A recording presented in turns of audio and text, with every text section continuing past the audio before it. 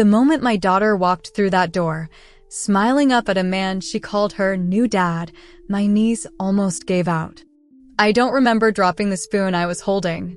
I just remember the clatter, sharp, metallic, ringing through the little kitchen, louder than it should have. Louder than my heartbeat, even.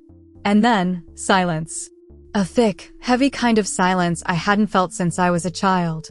My daughter, Mia, didn't notice. She never does when she's excited. She gets this bright glow in her eyes, like the whole world is warm and safe and full of possibilities. She's only 13, still believing the best in people. "Mom," she said, breathless. "This is Mr. Daniel, my mentor from school. He helped me with the robotics project. And she paused, grinning, cheeks flushed, as if waiting to savor the moment. "He's almost like a new dad to me." My throat tightened so fast it hurt. He stepped forward then. The man. Tall, with a neatly trimmed beard, soft eyes, and a smile that settled too comfortably on his face. A smile I had seen before. He extended his hand like this was the most natural thing in the world. "Hi, Laura," he said warmly. "I've heard so much about you." But his voice, that voice hit me like a cold wave. Deep. Smooth. The same tone that used to whisper promises into my mother's ears before tearing our entire family apart. I didn't take his hand. I couldn't. All I could do was stare at the man who had walked back into my life after 28 years, older, polished, hiding behind a new name. The man who once ruined my childhood. The man who destroyed my mother. The man who shouldn't, under any circumstance, be standing in my home, smiling at my little girl like he belonged there. I swallowed hard, forcing a smile that didn't reach my eyes. "Mia," I said slowly, "why don't you go wash up for dinner?" She chirped an "okay" and disappeared down the hallway humming, leaving me alone with him. Mr. Daniel. Or rather, friend. Her employer. Her nightmare. He stepped further into the kitchen, admiring the framed photos on the wall as if he had every right to. "This is a lovely home," he said casually. "Warm. Safe." He looked at me then, too steady, too familiar. "You've done well for yourself, Laura." My pulse roared in my ears. Because only someone from my past would call me Laura. Everyone else calls me Lori. "You shouldn't be here," I whispered. He tilted his head slightly and smiled, the same slow, calculated smile he used on my mother when manipulating her life like a game. "I'm not here for you," he said softly. "I'm here for Mia." My stomach lurched. Before I could respond, Mia ran back into the kitchen. "Mom, can Mr. Daniel stay for dinner? Please? We're working on something important." And just like that, I felt that same childhood helplessness crack open inside me, the fear, the confusion, the instinct to protect. But this time, I wasn't a child. I was a mother. And my daughter had unknowingly brought home a danger wrapped in kindness. A man with a new name. A man with an old history. A man who once destroyed a family. Mine. Before all of this, before any hint of danger slipped back into our lives, things were simple. Ordinary. Almost peaceful. Our house sits at the end of a quiet cul-de-sac, the kind where neighbors wave from their lawns and dogs bark behind wooden fences. My car is old but reliable. The shelves in the hallway lean just slightly to the left because I put them up myself. The kitchen smells like rice and garlic most evenings. And on weekends, Mia and I bake cinnamon muffins because she likes the smell of them more than the taste. Life was small, but steady. I work as a receptionist at a dental clinic, nothing glamorous, but it pays the bills and keeps schedules predictable. Our mornings followed the same comforting rhythm. I'd wake Mia up gently, she'd pretend to still be asleep, and then we'd race each other to the bathroom. It makes mornings less stressful. We ate toast with jam most days, oatmeal when I remembered to soak the oats, and pancakes on her birthdays. It was a quiet life. A safe life. A life I had built from the ground up after walking away from every painful piece of my childhood. The truth is, I worked hard to make sure Mia never faced what I did. No manipulation. No emotional games. No men slipping into our lives with smiles sharp enough to cut. I kept our circle small, just my sister, a few coworkers, and her school friends. So when Mia first told me about her mentor, I didn't think much of it. She'd always been the kind of child teachers adored, curious, thoughtful, the girl who completed assignments early and helped others catch up. So when her robotics teacher recommended her for a volunteer mentorship program, I supported it. She talked about him constantly. Mr. Daniel said, "I'm really talented. Mr. Daniel thinks I could join competitions in high school. Mr. Daniel told me I'm capable of anything." At first, it sounded like encouragement, the kind every child deserves. But over time, something shifted.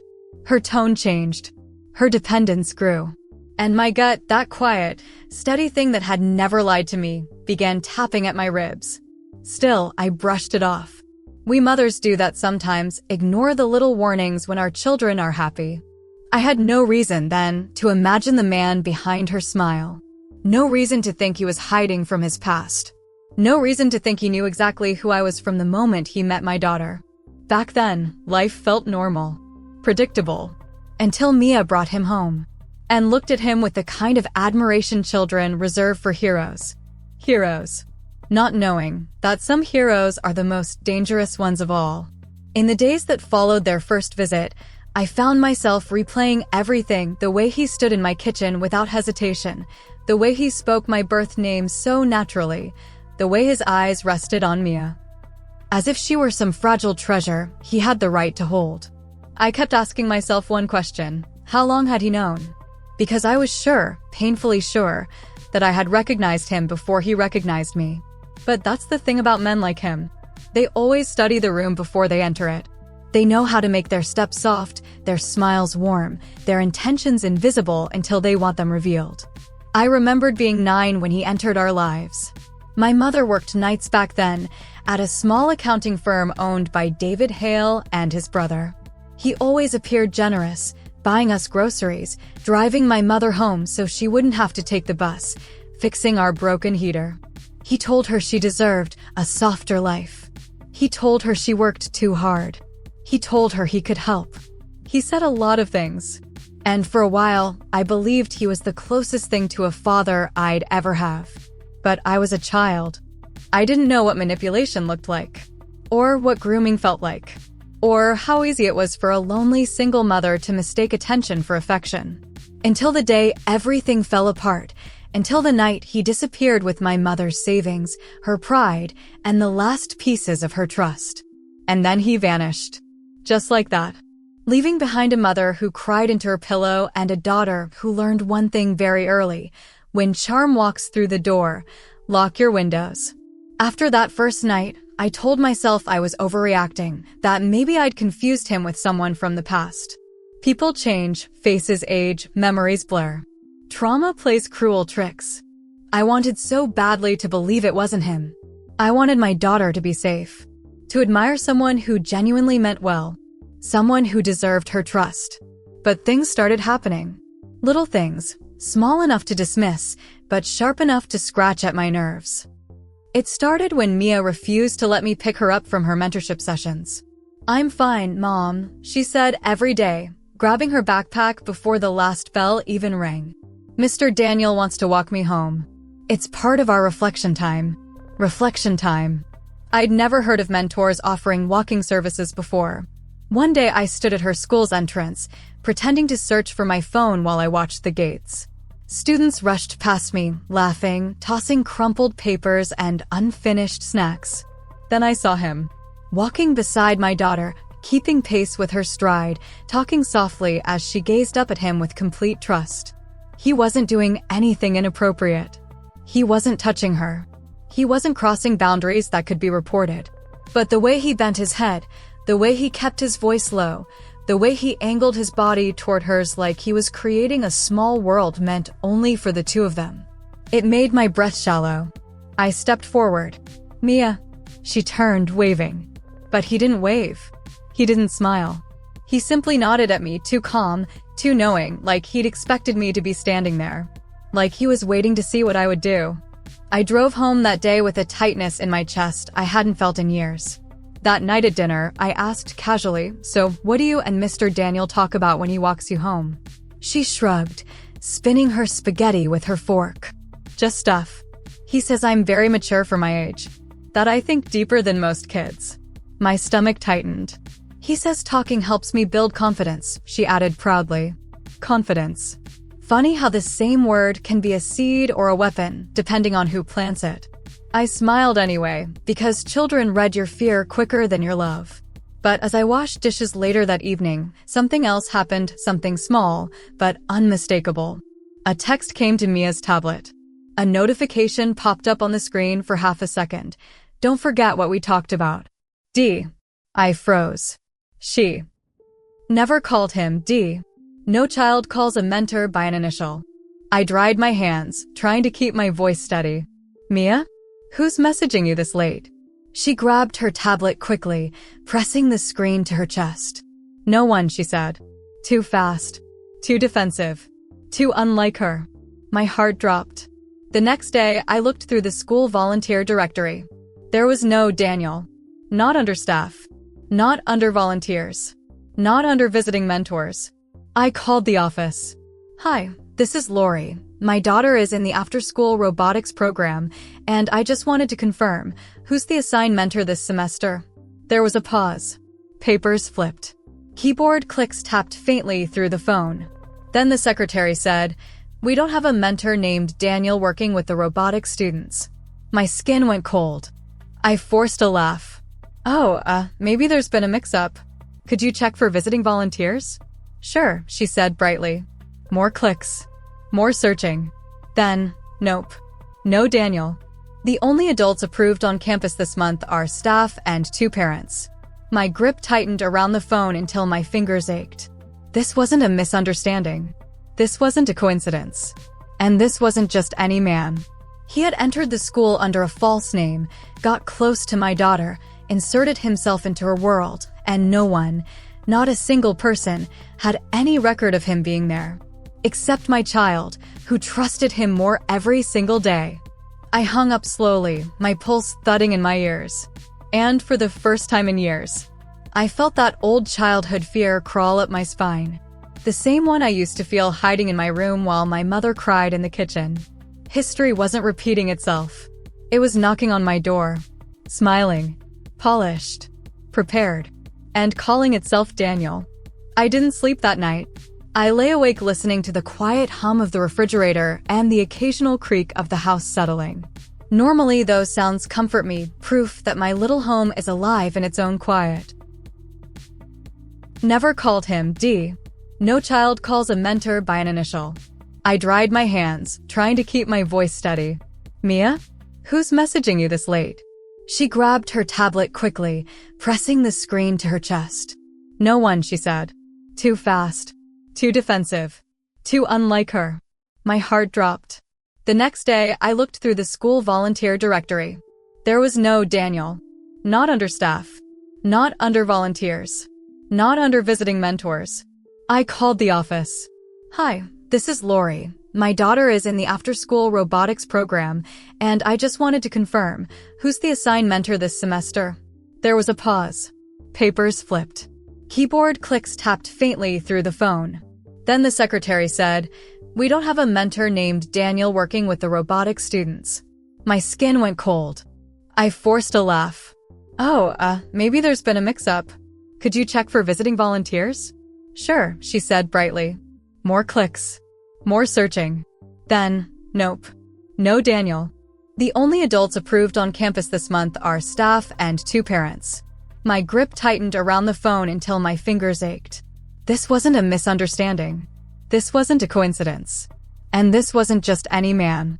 He had entered the school under a false name, got close to my daughter, inserted himself into her world, and no one, not a single person, had any record of him being there.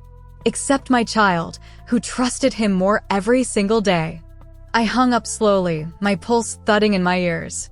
And for the first time in years, I felt that old childhood fear crawl up my spine. The same one I used to feel hiding in my room while my mother cried in the kitchen. History wasn't repeating itself.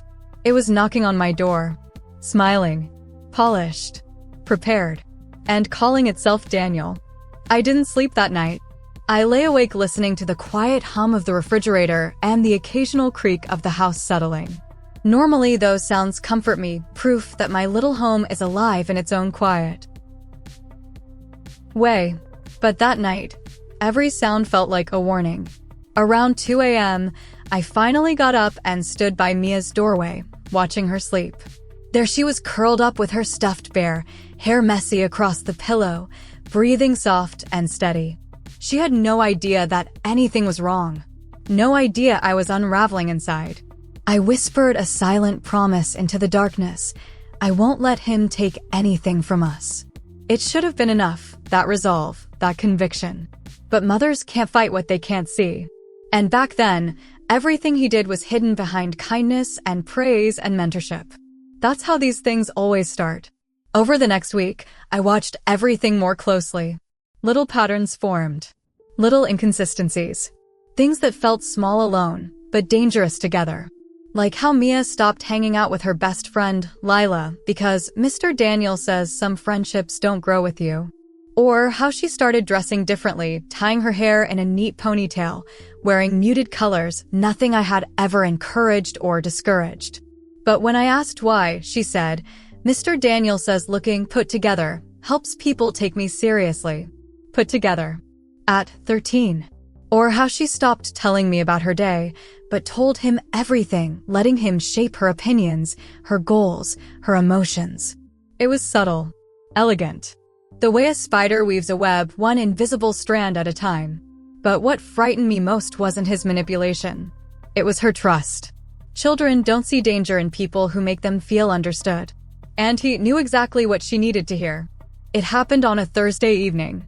Cold, windy, the kind of night where the air smells like rain even before the clouds gather. Mia was in her room finishing homework when my phone rang. Unknown number. I almost didn't answer. But something, a tight instinct, a tug in my chest, made me swipe the screen. Hello. A woman's voice replied, trembling slightly. Is this Lori Simmons? My maiden name. I hadn't used it in over a decade. Yes, I said slowly. Who's calling? This is, she paused, breathing out shakily. This is Mary. Mary Hale. I felt the room tilt, the floor beneath me suddenly unsteady. Hale. I hadn't heard that name spoken out loud in years. You don't know me, she continued, her voice soft and thick with exhaustion. But I'm David's sister. My heart jolted painfully. He told me your name. He said your daughter is working with him now.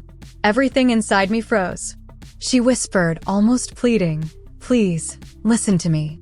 You and your child are not safe. My grip on the phone tightened until my knuckles ached. What do you mean? She exhaled, a choked, broken sound.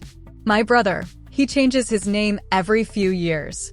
Moves from town to town. Volunteers at schools, youth programs, anywhere he can get close to kids. He gains their trust, then isolates them from their families. I felt my stomach drop, heavy and cold. He's been investigated before, she continued, but he always leaves before cases build. He's smart. He knows how to hide. He knows how to make mothers doubt themselves.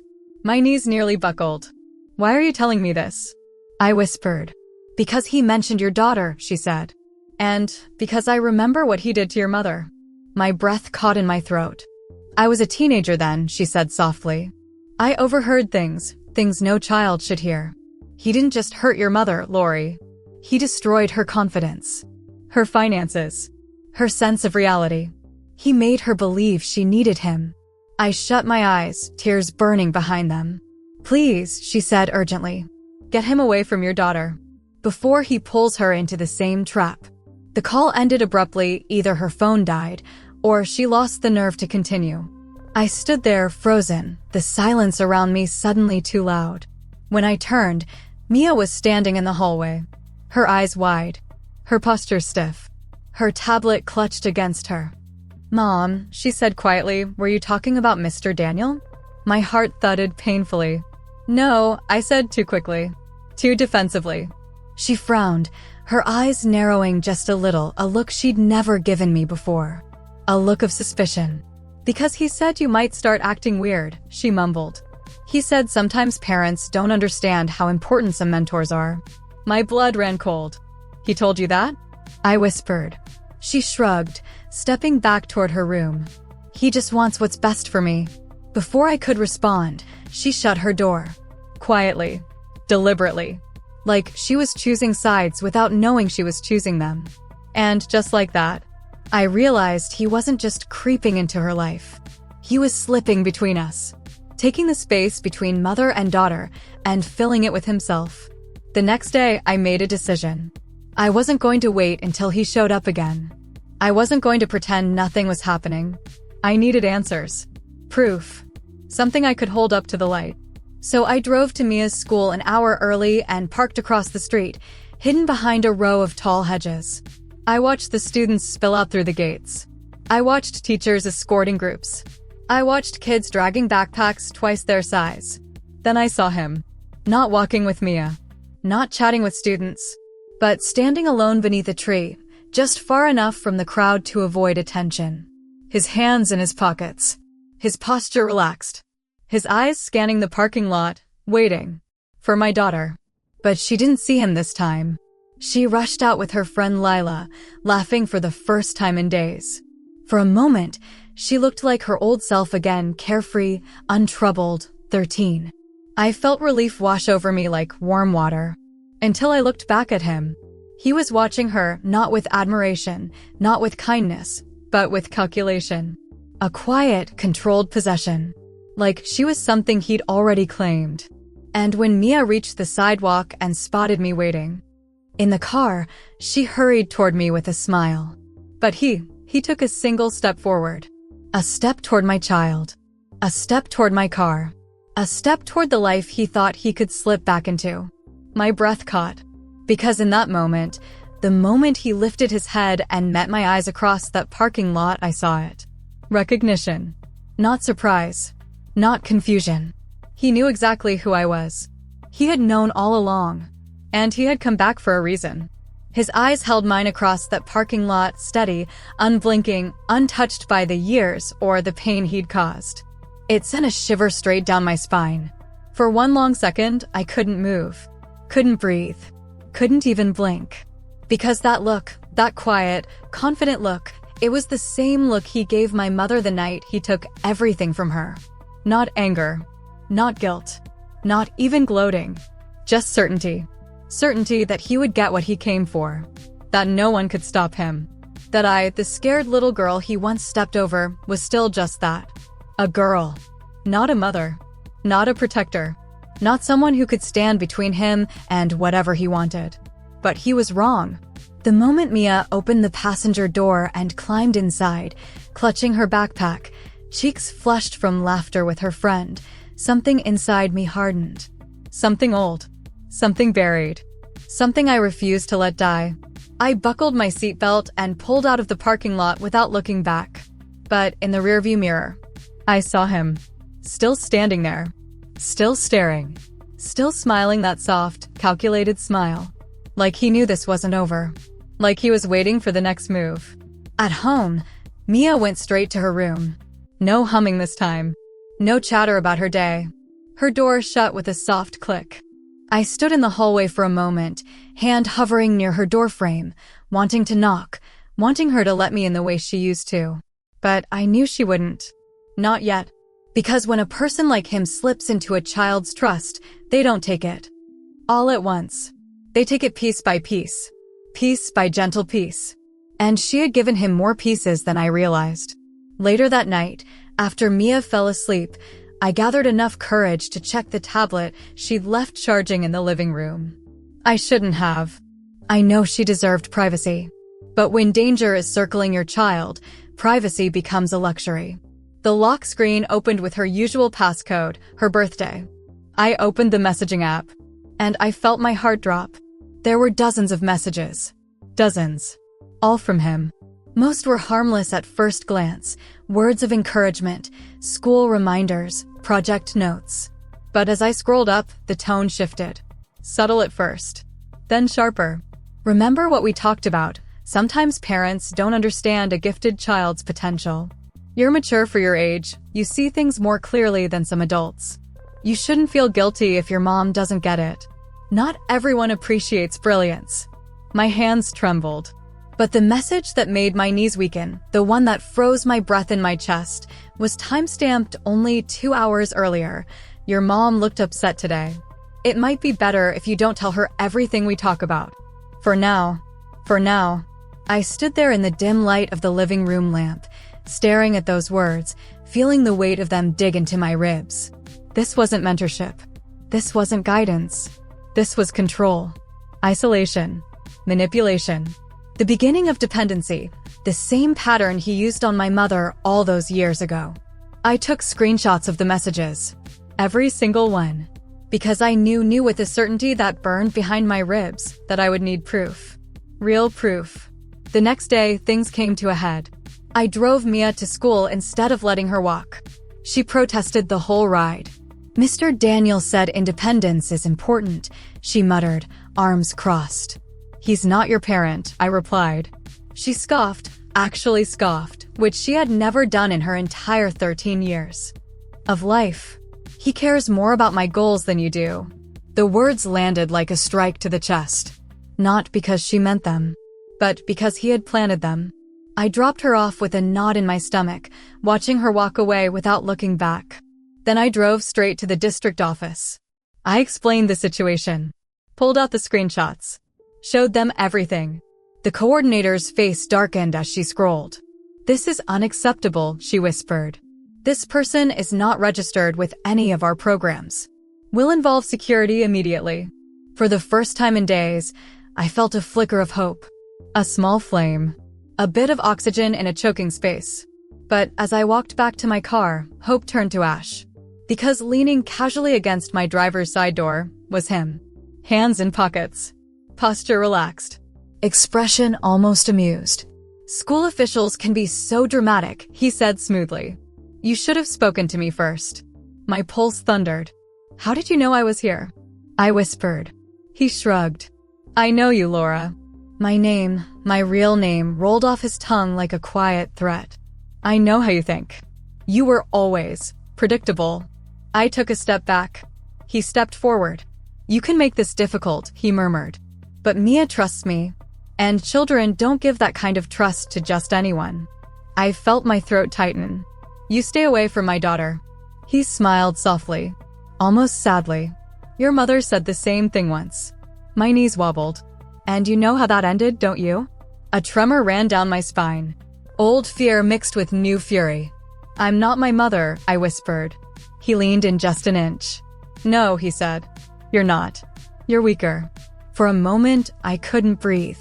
But then something shifted inside me, something deep, something fierce, something sharp enough to slice through fear. I straightened my shoulders. I'm also not alone, I said quietly. Right then, 2 district officers walked into the parking lot, the same ones I had notified moments before. He turned just enough to see them approaching. Something flickered across his face. Not fear. Not guilt. Annoyance. Like this was an inconvenience, not a consequence. We're going to need you to step aside, sir, one officer said.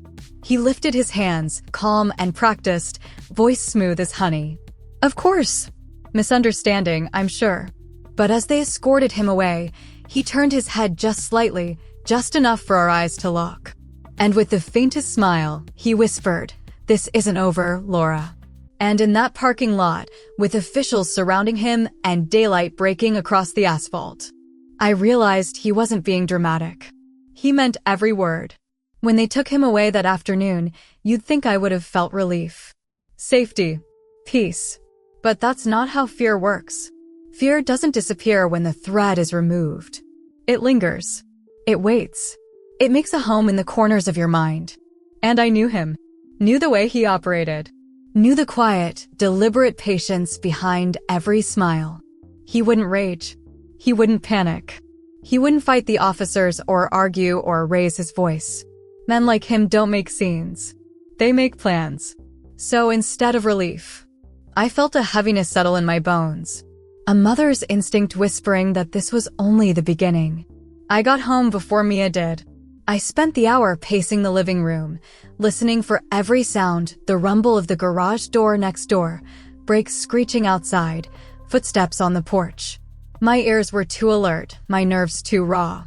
When Mia walked through the door, the first thing she said was, "Where's Mr. Daniel?" Not hello. Not how is work. Just that. Her backpack slipped from her shoulder and hit the floor with a soft thud. I swallowed hard. "Mia, something happened today." I kept my voice calm, steady, the way Auntie May always tells her stories, soft but firm. She stared at me, eyes already filling with anger she didn't understand. "What did you do?" she whispered. The pain in her voice felt like a small crack in my chest. "I talked to the school," I said gently. "And they confirmed he wasn't supposed to be there. He was supposed to be there," she snapped. "He told me adults make mistakes with paperwork all the time." I closed my eyes for a moment. He had planned this. Every lie, every seed of mistrust. "Mia, listen to me," I began softly. "No," she shouted, really shouted, for the first time in her life. Her voice cracked, more from fear than anger. "You don't understand him. He cares about me." I took a slow breath. "Honey, he isn't who he says he is." "Yes, he is." Her lip trembled. "You're just jealous because someone else believes in me." That broke me a little. Not because she said it, but because she believed it. Because a grown man had slipped so quietly into her heart that she couldn't see how she was being reshaped in his shadow. I walked toward her slowly. She backed away 2, 3 steps, as if I were the danger. And that hurt more than anything that had happened so far. "Mia," I whispered, "I know you're confused. I know you feel like he understands you, but he isn't safe. I have proof." "I don't want to see it," she muttered. "Mr. Daniel says proof can be twisted." My heart clenched. Manipulators don't just twist truth, they twist the expectation of truth. I knelt down to her level. "Honey," I said quietly, "when I was your age, I trusted him too." Her breath caught. Slowly, carefully, she lifted her eyes. "What?" she whispered. And that was when the dam broke. I had avoided this for years, avoided it so well I'd convinced myself it wasn't necessary. Why burden a child with the ugliness you grew up with? But now the past was not only alive, it was sitting at our dinner table, walking her home, texting her after sunset. I told her everything. Not the darkest parts. Not the things a child's heart shouldn't carry. Just enough truth to build a bridge back between us. I told her how he entered our lives. How he smiled. How he helped. How he encouraged. How he gained trust, little by little, until my mother saw him as the only bright spot in her dim world. And how, one night, he took all her savings and left us with debt, humiliation, and a silence in our home so heavy I thought it would swallow us whole. I told Mia how long it took my mother to stop blaming herself. How long it took me to trust kindness again. I didn't cry. I didn't dramatize. I just told the truth. When I finished, the anger drained from Mia's face. Her shoulders softened. Her breath shook. "He wouldn't do that," she whispered, but her voice was no longer sure, no longer firm. I reached out slowly, giving her time to pull away if she wanted. She didn't. She let me take her hands. "Mia," I murmured, "he wasn't supposed to be near children.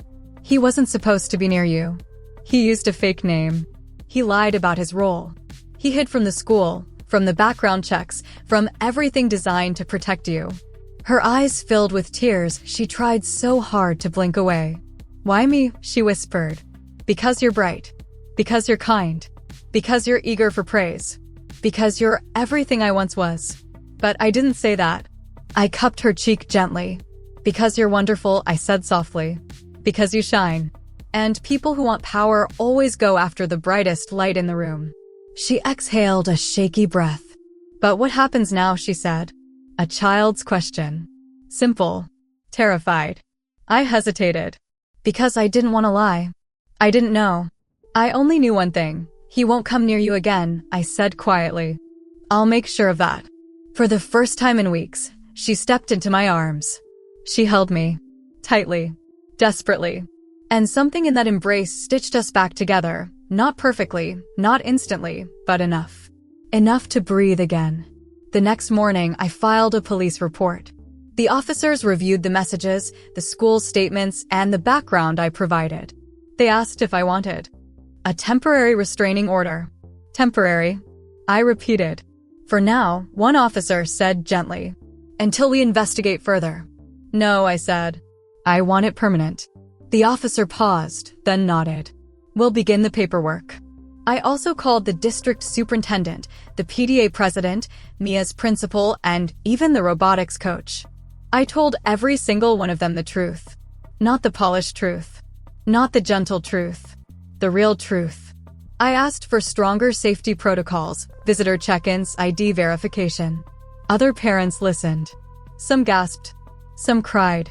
Some looked horrified that a man had been hovering around their children too. A community woke up that day. Not because I was brave. Not because I wanted attention. Because a mother finally spoke the words she once had to swallow. But predators don't disappear quietly. That night, around 11 p.m., I found a letter taped to my front door. No envelope. Just paper. Just handwriting I recognized instantly. It read, "You can paint me as the villain if you want. But you should remember one thing, Laura. You and I both know the truth. I make people feel seen. You just make them feel small." A chill ran through me. But when I looked at Mia sleeping peacefully in her bed, the fear broke apart. Like glass. And beneath it was something stronger. Something steadier. Something fierce enough to withstand anything he tried. Because mothers don't fight with fear. Mothers fight with purpose. And mine had finally awoken. I didn't sleep that night. Not because of fear, but because I had crossed a threshold inside myself. There's a moment every mother knows, when you stop reacting and you start protecting with intention. That letter on my door should have shaken me. But instead, it sharpened me. It reminded me of the girl I once was, the girl who watched her mother fall apart piece by fragile piece and swore she'd never let anyone have that kind of power again.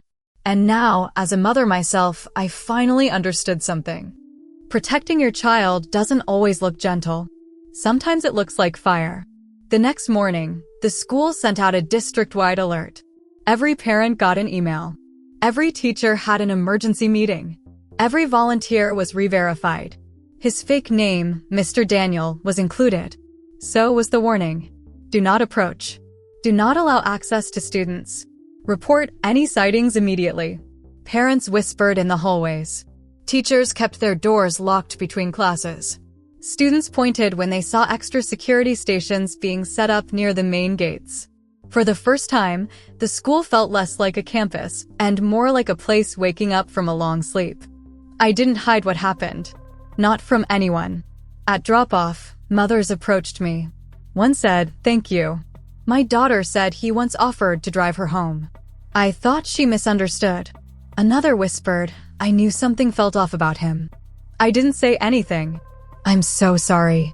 And a father told me he tried to sit with my son during practice. I told him to back off. Didn't know it was this serious. Every confession added another layer to the truth, a truth that had been forming in shadows, unnoticed, unchallenged, until one little girl brought it home. They weren't angry at me. They weren't blaming me. They were blaming him. Finally. Publicly. Openly. And that shift, that collective awakening, gave me strength I didn't realize I had been missing. 2 days later, as I was leaving the grocery store, someone called my name. "Lori." I turned. A woman, late 40s, tired eyes, hair pulled back hastily, rushed toward me. I recognized her immediately. Mary, his sister. The woman who'd called me that night.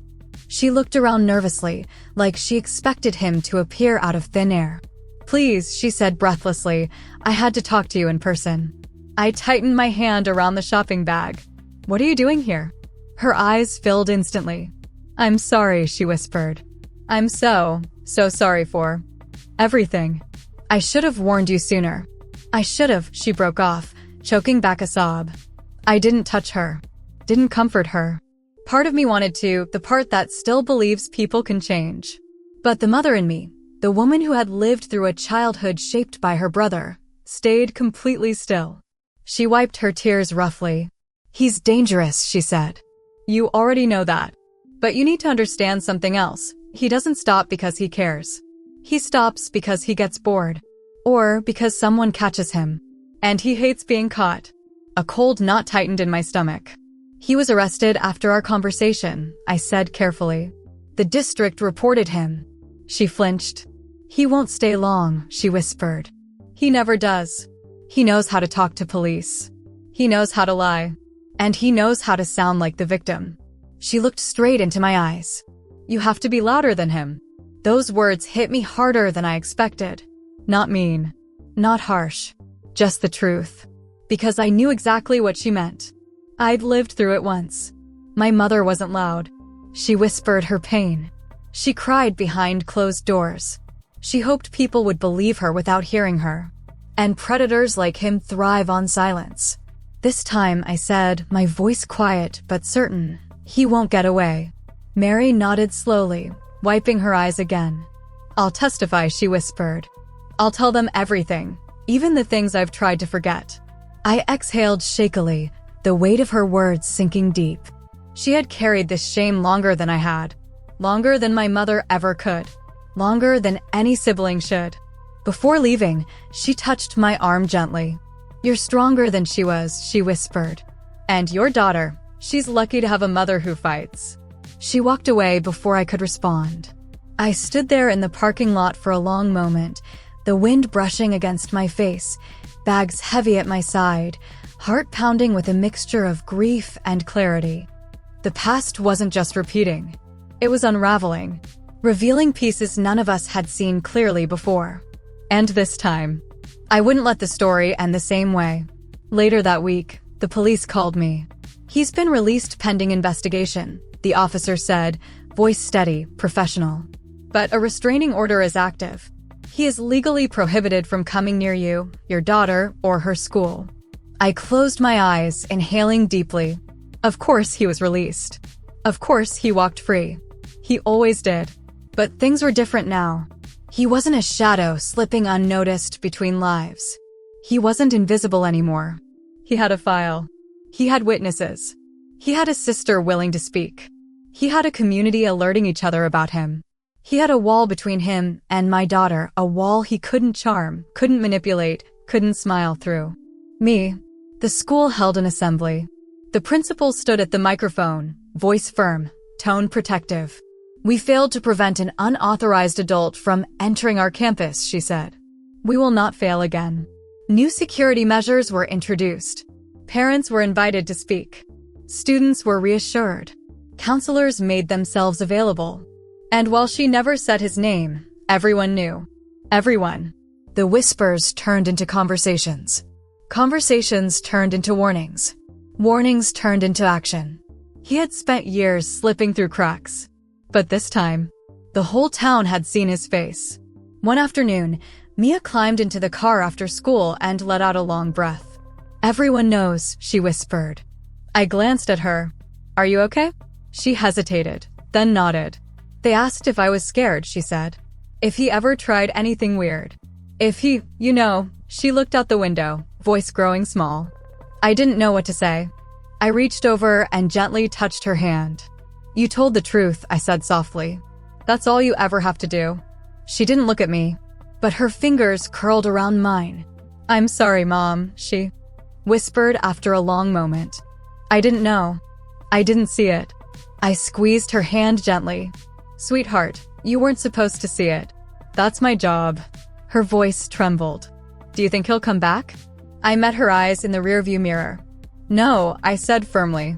He won't.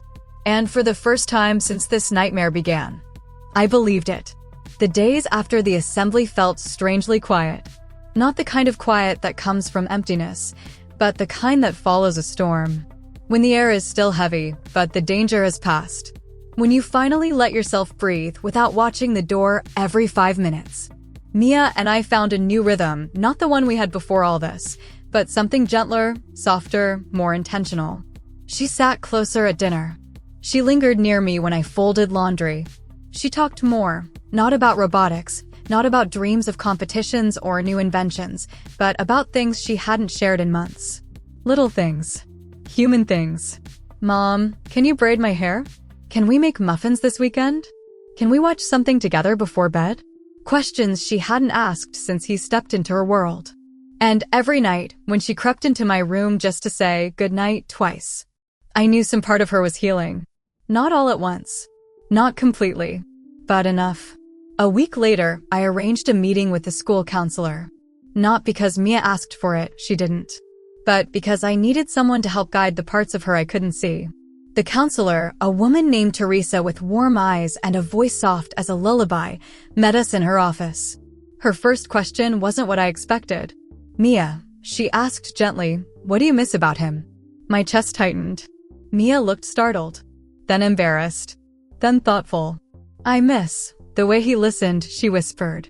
Like what I said mattered. Teresa nodded slowly, not judging, not correcting. "And what did that make you feel?" "Special," Mia admitted. "Important." Teresa sat back slightly. "That feeling," she said softly, "is real. And it matters.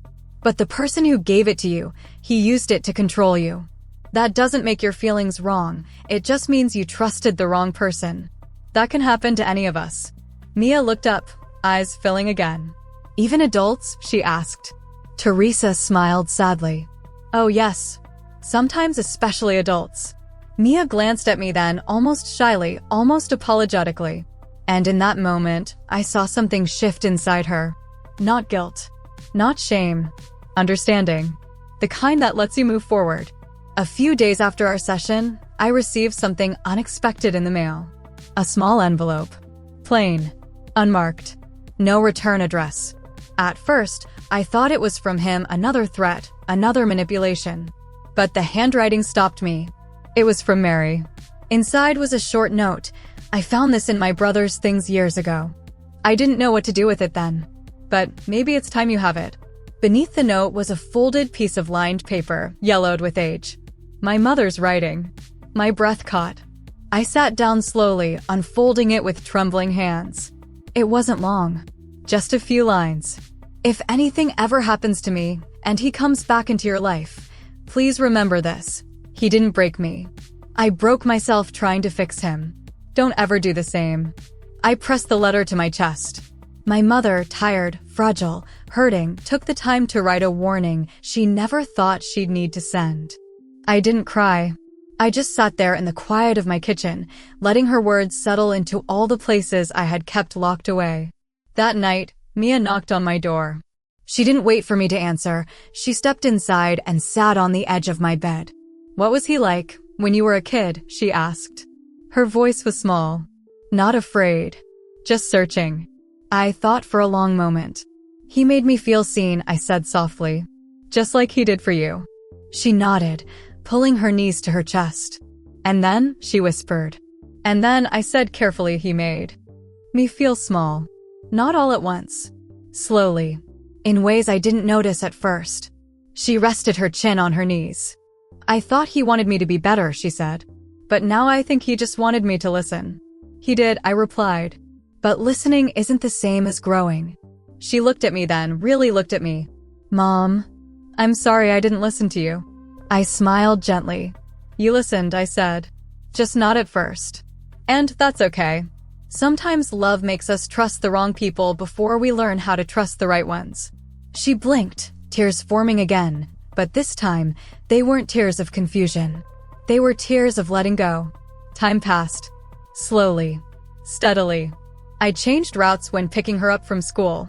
We attended weekly counseling sessions.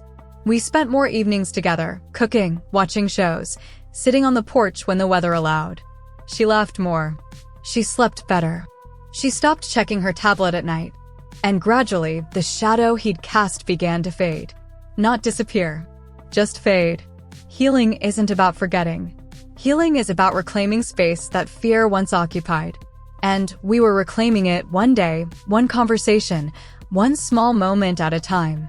A month later, I received a call from the detective assigned to our case. "We've gathered enough statements," he said. "Enough history. Enough witnesses. Enough proof. So what happens now?" I asked. "We're pursuing charges," he said firmly. "And this time, he won't slip away." I closed my eyes, exhaling a breath I'd been holding for years. It wasn't revenge. It was justice. Not just for me. Not just for my mother. But for every child he'd manipulated. Every parent he'd fooled. Every family he'd fractured. And when I hung up, Mia peeked her head into the kitchen. "Good news?" she asked softly. I nodded. She smiled a real smile, warm and bright and hers. "Can we make muffins?" she asked. I laughed, a sound I hadn't heard from myself in a while. "Yes," I said. "Let's make muffins." Because healing doesn't happen in grand gestures. It happens in these small moments, the ones that rebuild trust, soften old wounds, and remind you that fear is temporary, but love lasts. Some evenings now, when the dishes are done and the house slips into that tender hush before sleep, I sit by the window with a warm cup of tea and think about everything that's happened. Not with fear, not with anger, but with a quiet understanding I didn't have before. I think about how danger doesn't always come with sharp edges or raised voices. Sometimes it comes wrapped in kindness, with soft words, patient smiles, and promises that feel warm in the moment but leave scars long after. I think about my mother, the strength she carried, the battles she never spoke about, the lessons she left behind without even knowing she was teaching them. And I think about my daughter, the way she laughed today while measuring sugar for muffins, the way she leaned against me when the timer rang, the way her light is returning little by little, like dawn easing its way back into a darkened room. We survived something heavy. Something that entered quietly but left with noise. Something that tried to wedge itself between us, but instead brought us closer in the end. And maybe that's the thing about healing. It doesn't erase the hurt. It just makes room for something stronger than fear. Some nights, I read my mother's letter again, her shaky handwriting, her message from a life she didn't get to finish the way she deserved. And I whisper back to her, "We're okay now, Mom. We're safe. We're healing. And we learned what you wanted us to know." Before I turn off the porch light and head to bed, I always pause at Mia's door, just long enough to hear her breathing, steady and soft, like the world inside her has finally settled. And I think to myself, sometimes the most important battles are the ones no one sees, the quiet ones fought in kitchens and hallways and tired hearts. The ones fought by mothers who refuse to lose their children to shadows. So let me ask you this. If someone like him walked back into your life, into your home, into your child's world, what would you do? Tell me in the comments. And if my story meant something to you tonight, if it reminded you of your strength, your voice, your worth, make sure you subscribe so you never walk through a story like this alone.